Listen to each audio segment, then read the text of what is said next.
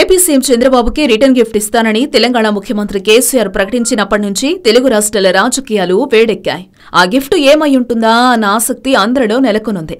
జగన్ కి మద్దతు తెలిపి బాబుని ఓడించడమే కేసీఆర్ కానుకగా వార్తలు కూడా వచ్చాయి.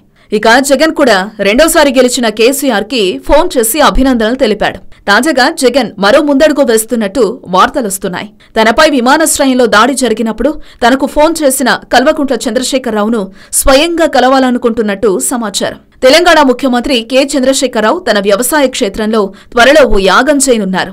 ఈ యాగానికి రావాల్సిందిగా జగన్ను తెలంగాణ ముఖ్యమంత్రి ఆహ్వానించారని సమాచారం. 2 రోజుల క్రితం తిరుమలలో స్వామి స్వరూపానంద సరస్వతిని జగన్ కలుసుకున్నారు. వీరిద్దరూ 45 నిమిషాల సేపు మాట్లాడుకున్నారు. ఇంతకుముందు తెలంగాణలో ముఖ్యమంత్రి కె చంద్రశేఖరరావు విశాఖపట్నంలో స్వామి ఆశ్రమానికి వెళ్లి ఆశీస్సులు తీసుకున్నారు. కేసీఆర్ తలపెట్టిన యాగం స్వామి స్వరూపానంద ఆధ్వర్యంలోనే జరుగుతోంది.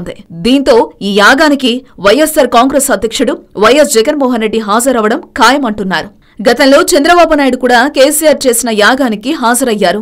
అందువల్ల జగన్ యాగానికి వెళ్లినా విమర్శలు రావని వైసీపీ నేతలు భావిస్తున్నారు. ఇక అక్కడ కుదిరితే కేసీఆర్ లేకుంటే కేటీఆర్ తో ఏపీ రాజకీయాల గురించి చర్చించే అవకాశం ఉన్నట్టు టాక్ వినిపిస్తోంది.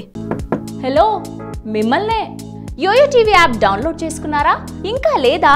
మీ యాప్ స్టోర్ కి వెళ్ళి వెంటనే డౌన్లోడ్ చేసుకోండి.